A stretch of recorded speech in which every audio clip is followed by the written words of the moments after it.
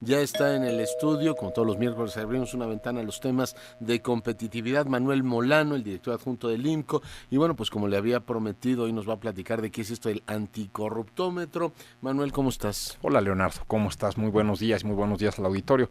Pues mira, México, ¿cómo vamos? El IMCO, el CIDE, Mexicanos Primero, México Evalúa, el Centro de Estudios Espinosa Iglesias.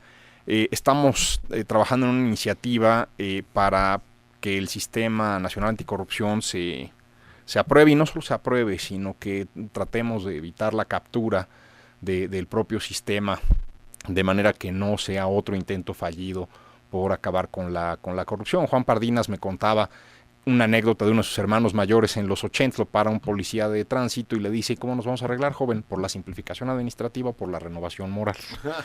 No es, no es el primer intento que tenemos, entonces realmente es importante que no se capture. Entonces pusimos un reloj donde básicamente estamos midiendo si el Senado ha hecho su chamba en términos de aprobarlo, y después si las legislaturas locales también están haciendo su chamba en términos de la aprobación del sistema.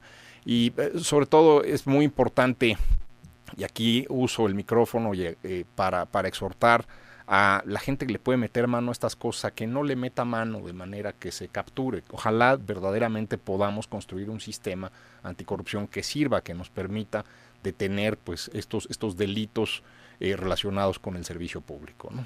Oye, entonces lo que vamos a tener es un indicador que efectivamente nos permita monitorear cómo está desarrollándose el tema en cada entidad federativa. Es correcto, Leonardo. Oye, y la aprobación del sistema tal como quedó, aún sin los temas del fuero que algunos consideraban fundamentales, ¿qué opinión te merece?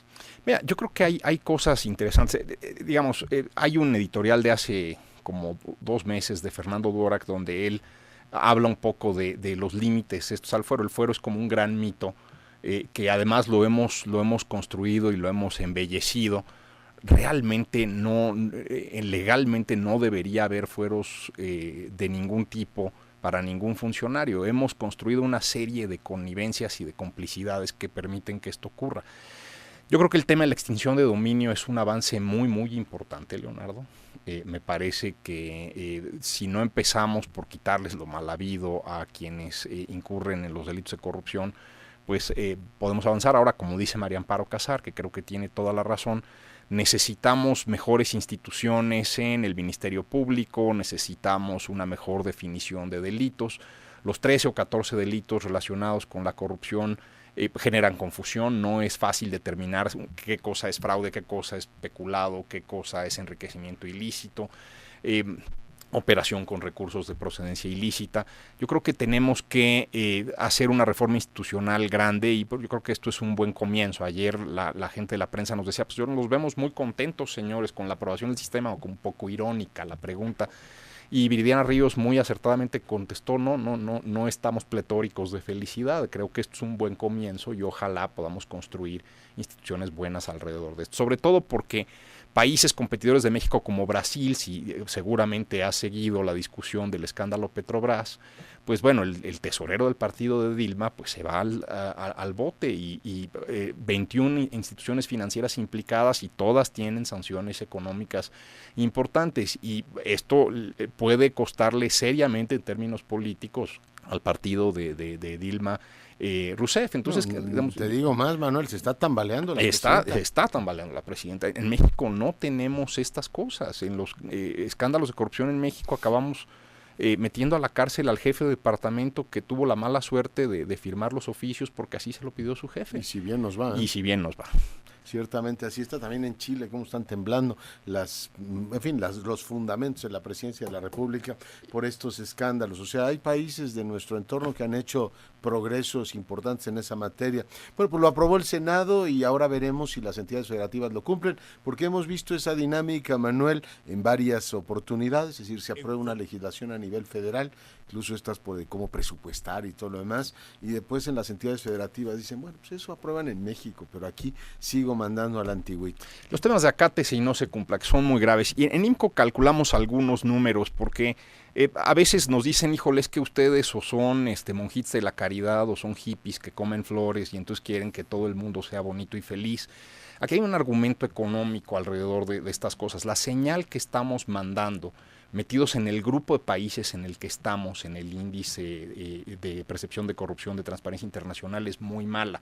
Lo que hicimos, Leonardo, fue tomar los datos de crecimiento e inversión desde los 90 hasta 2013 de todos los países que están en el índice, e hicimos una cifra muy bonita, que es la rentabilidad de la inversión y su volatilidad por país, un análisis que nos permite entender a los países más como activos para invertir que como economías ahí aisladas. Luego la cifra de crecimiento no nos dice mucho.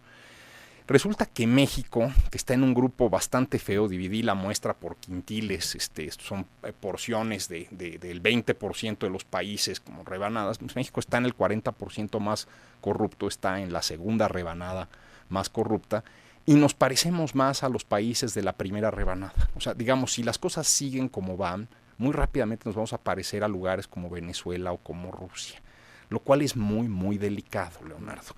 Pues la rentabilidad de la inversión es casi 2 puntos porcentuales inferior a la de nuestro grupo, que es un grupo de puros paisitos ahí medio chafas, y tenemos una mayor volatilidad de la inversión que ellos. Si yo comparo a México con Chile, que está en la primera rebanada, en los menos corruptos, pues a los chilenos les va mal 1 de cada 10 años, a nosotros nos va mal 1 de cada 4.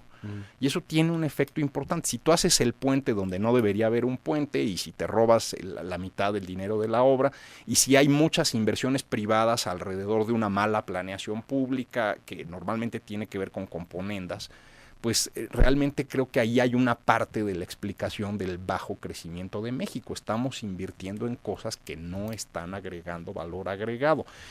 ¿Por qué? Porque, bueno, pues como lo saben los albañiles y muchos políticos en este país, de la obra sobra, hasta que ya no.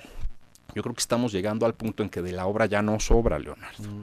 Y entonces, bueno, pues tenemos que, en lugar de vivir del kickback y la mordida, tenemos que encontrar maneras para agregar valor. Si el ingenio que usamos para la corrupción lo utilizáramos para las patentes, la innovación, crear industria, crear empresas, hacer buenas políticas públicas, créeme que podríamos transformar este país. Entonces lo dijo claramente Enrique Cárdenas con esa lucidez que lo caracteriza ayer, el presidente del Centro de Estudios Espinosa Iglesias. México no es viable a menos que resolvamos el tema de corrupción. Mucha razón tiene. Pues Manuel, te agradezco mucho que hayas estado esta mañana con nosotros. Gracias a ti, Leonardo.